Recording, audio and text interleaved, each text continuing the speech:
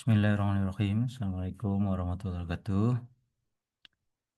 Pada kesempatan kali ini, izinkan saya mempresentasikan penelitian hibah fundamental reguler saya yang berjudul Sintesis Zeolit Y berbasis limbah tanah liat untuk meningkatkan carbon capture dan metilen biru berbahaya menggunakan metode microwave assist hydrothermal.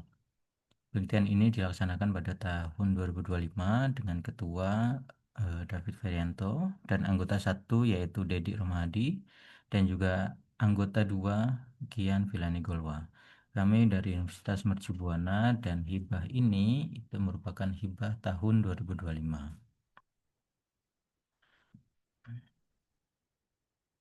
Untuk latar belakang sendiri, di mana perubahan iklim merupakan tantangan dunia, di mana semua negara berlomba-lomba untuk mengembangkan teknologi carbon capture. Ya, sehingga dengan teknologi tersebut itu dipotensikan itu dapat meningkatkan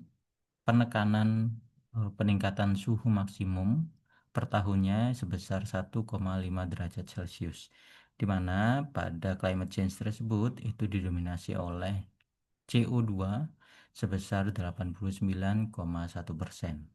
Di samping itu, di samping climate change, juga terkait dengan limbah cair industri yang juga sangat berbahaya seperti metilen biru yang menjadi salah satu fokus dari penelitian ini. Sehingga untuk mengatasi climate change dan juga limbah berbahaya tersebut, kita mengadopsi teknologi atau memilih teknologi yaitu dengan pengembangan zeolit Y dari 3 tanah liat dari 3 wilayah yang berbeda di Indonesia, terutama di Jawa, yaitu dari Majalengka, Purwakerto dan juga Yogyakarta. Sehingga itu yang akan dijadikan sebagai bahan filter udara dan juga air. Untuk metodologi sendiri, kita mengambil 3 tanah liat, yaitu dari Yogyakarta, Purwokerto, dan juga Majalengka. Di mana Yogyakarta ini kita berikan simbol clay 1, Purwokerto clay 2, dan juga Majalengka itu adalah clay 3. Untuk proses sintesis sendiri, dia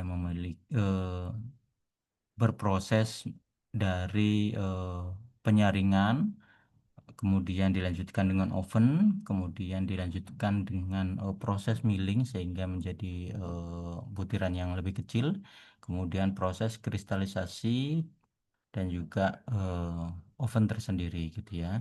Dimana pada proses itu melibatkan microwave sehingga ada metode MAH di dalamnya. Kemudian didapatkan produk yaitu zeolit Y, gitu ya. Di mana pada penelitian kali ini pengujian yang dilakukan adalah seperti XRD, FTIR, SEM, TGA, kemudian penyerapan CO2 dan juga penyerapan metilen biru.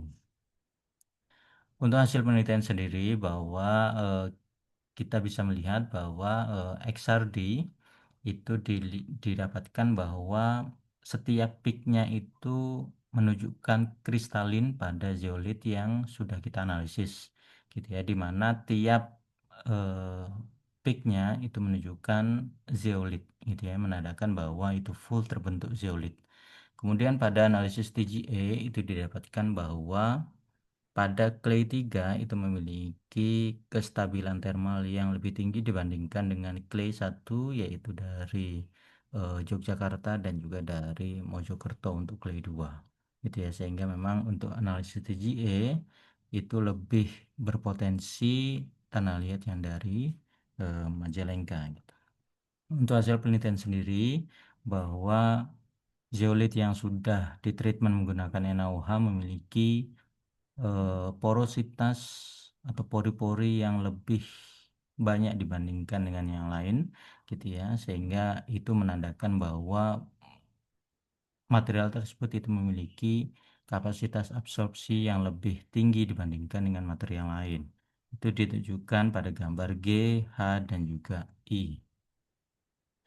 Untuk penyerapan CO2 sendiri itu didapatkan bahwa tanah liat 1 dari Yogyakarta dia memiliki daya penyerapan CO2 yang lebih tinggi, kemudian diikuti oleh tanah liat yang dari Majalengka, tanah liat 3, kemudian yang terakhir yaitu Tanalia dari Purwokerto gitu ya.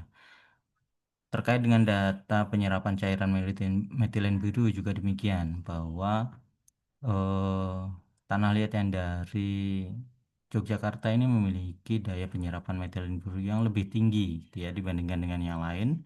Kemudian diikuti oleh tanah liat yang dari Majalengka atau Clay 3 dan juga dari Purwokerto yaitu tanah liat 2. Di mana terkait dengan waktunya itu yang 6 menit ini memiliki daya penyerapan yang lebih tinggi dibandingkan dengan yang 4 menit untuk proses kristalisasinya.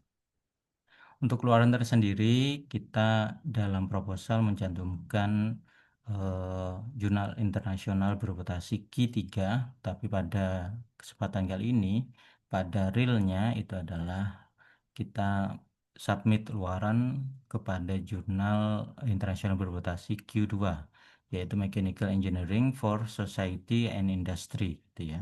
Dan juga luaran tambahan yaitu berupa pendaftaran karya cipta yang sudah bersertifikat.